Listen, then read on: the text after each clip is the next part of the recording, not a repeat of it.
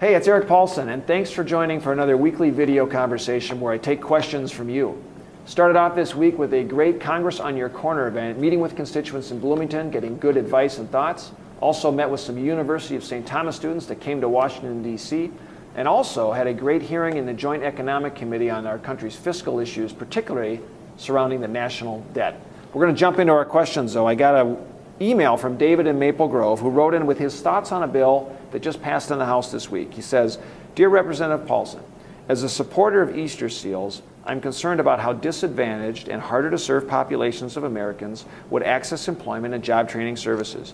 I urge you to protect dedicated funding for older workers, veterans, and individuals with disabilities to ensure they have real access to job training and employment services to help them enter or re-enter the workforce. Sincerely, David." First of all, David, thanks for sharing those thoughts and views. I will tell you there are about 12 million Americans that are unemployed, closer to 22 million Americans that are underemployed and have stopped looking for work.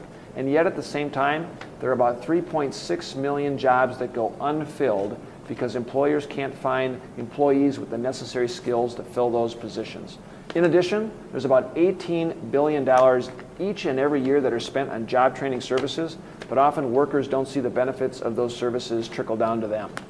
Reform does need to be made. In fact, the president himself said a couple of years ago in the State of the Union address, he said, we need to cut through the maze of confusing job training programs. So there's no doubt with that many 50-plus programs, the system is kind of broken and in need of repair. The good news is the House did pass legislation this week that addresses the streamlining of those job services to make sure that job training services and programs get targeted with Minnesota employer involvement to the workers when they need it at the right time. That's going to be good progress. We also heard this week from Ray in Mound and Charles in Edina regarding an important veterans issue.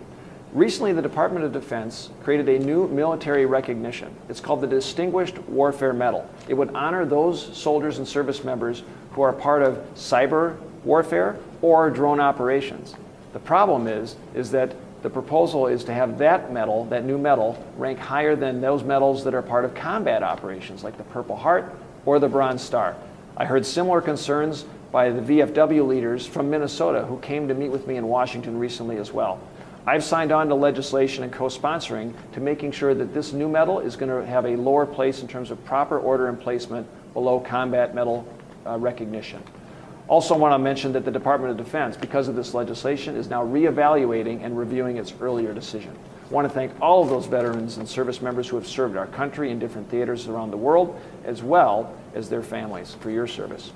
I want to thank all of you for taking the time to share your thoughts and your questions. Feel free to send a thought or a question yourself on Facebook, on Twitter, or of course you can reach me on the website at paulson.house.gov, and have a great week and weekend.